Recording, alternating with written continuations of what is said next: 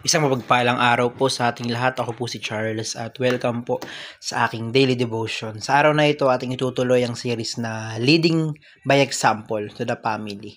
So, Proverbs chapter 28 verse 13 ang sabi rito, honesty and vulnerability. So, ito ang sabi, whoever conceals their sins does not prosper, but the one who confesses and renounces them finds mercy.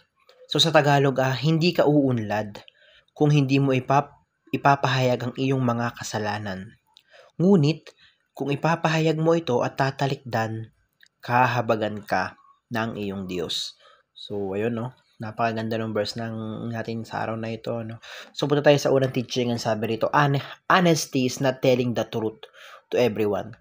So, kapag ka ang pagiging tapat daw ay hindi ibig sabihin sasabihin mo na sa lahat yung katotohanan or sasabihin mo na lahat ng nangyayari sa sa lahat ng tao. So kumbaga sinasabi rito na may pinipili, no, na maaaring kunyari na sabihin mo yung mga kasalanan mo or sabihin mo yung mga pagkakamali mo dun sa mga taong pili lang, dun sa mga taong sa tingin mong hindi ka huhusgahan.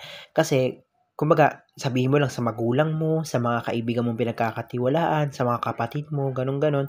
Sinasabi rito na, kumbaga, may mga tao kasi na kapag nagsabi ka ng mali or kapag sinabi mo yung mga kasalanan mo, i-condemn ka pa.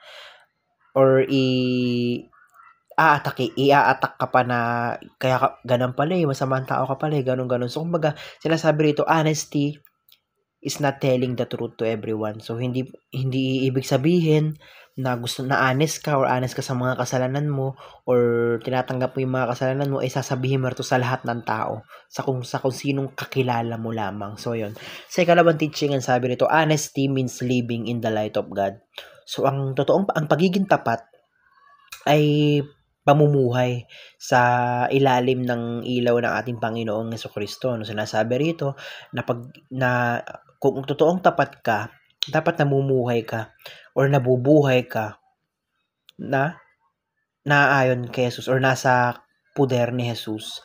Na yun nga, pag syempre ibig sabihin nun, mabait ka or hindi ka nandadaya, ganon, wala kang pagkaganid sa katawan mo. Sinasabi rito na ang taong tapat ay nasa piling ni Kristo, ay namumuhay sa tabi ni Kristo. So sa ikalawang teaching, ikatlo, sabi rito, honesty requires humility and vulnerability. So pagiging honest, ang pagiging tapat ay kasama na yan yung pagiging mahina mo Kumbaga, hindi naman pala literal na mahina. Humility and kumbaga vulnerability, sinasabi rito na yung pagiging marupok ba, na kapag tapat ka sa mga pagkakamali mo, tapat ka sa mga kahinaan mo, na sinasabi rito na kumbaga wala yung pride, wala ilabas yung pride na sinasabi rito na tanggap mo sa sarili mo na mahina ka sa ganito, na nagkamali ka sa ganito.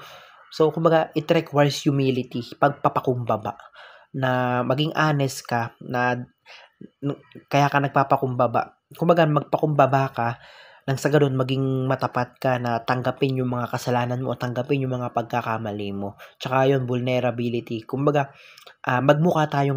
kumbaga tanggapin natin na magmumukha na may mga times talaga or may mga pagkakataon talaga na magmumukha tayong mahina sa tingin ng iba. Kasi nga, ayun, at sika, tapat tayo Nagiging tapat tayo na sa mga kasalanan natin at saka sa mga maling nagagawa natin So, kumbaga, tanggapin natin na sa kabilang banda, mahina tayo. Ganun. So, sa unang application, paano nga ba natin ito may apply sa ating mga buhay? Sabi rito, speak the truth to the appropriate person. Ayun na. Piliin mo daw yung mga taong pagsasabihan mo ng katotohanan. Piliin mo yung mga taong sasabihan mo ng mga mali at yung mga kahinaan mo. Kasi hindi lahat ng tao, yun nga, sinabi ko kanina, hindi lahat ng tao ay na maaawa sa'yo or hindi lahat ng tao mabait sa'yo, na may mga tao na gagamitin pa laban sa'yo yung mga kahinaan mo at yung mga pagkakamali mong nagagawa. So ayun, speak the truth to appropriate person. So talagang pinagkakatiwalaan mo, probably sa nanay o tatay, yun. Kasi hindi naman niya nagagamitin sa'yo na kahinaan mo yun. Kumbaga hindi na nila gagawin laban sa'yo yung mga sinasabi mong mga pagkakamali na yun. No? So, speak the truth to appropriate person. Yung pala, kay God, sa Panginoon natin. Kumbaga, yun talaga yung pinaka-appropriate person na sabihan ng mga problema natin. Siya talaga yung pinakang nararapat lang na appropriate, kumbaga, para pagsabihan ng mga problema at ng mga kahinaan natin, tsaka ng mga kasalanan natin. Sa ikalawang application, ang sabi dito, strive. Sandali. Strive for a clear conscience before God. So, dapat yung konsensya natin ay malinis. So, dapat yung konsensya natin ay, kumbaga, clear. Na wala tayong tinatago or tanggap natin yung mga kasalanan natin. Tanggap natin na naging mahina tayo. Tanggap natin na nakagawa tayo ng kamalian. Ganun. So, strive for clear conscience before God. So, sa ikatlong application, practice honesty, humility, and vulnerability. So, gawin natin sa buhay natin. I-apply natin sa buhay natin yung pagiging matapat, pagiging mapagpakumbaba, at yung pagiging mahina. So, dapat tanggapin natin.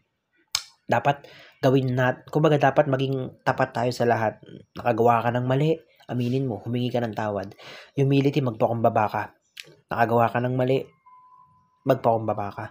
Yun nga, kumbaga tanggalin mo yung pride sa sarili mo. Vulnerability, tanggapin natin na talagang talagang mahina tayo, na talagang hindi tayo perpekto, nakakagawa tayo ng kasalanan. So, yun lamang. Napakarami kong natutunan sa araw na ito. Maraming salamat. Glory to God.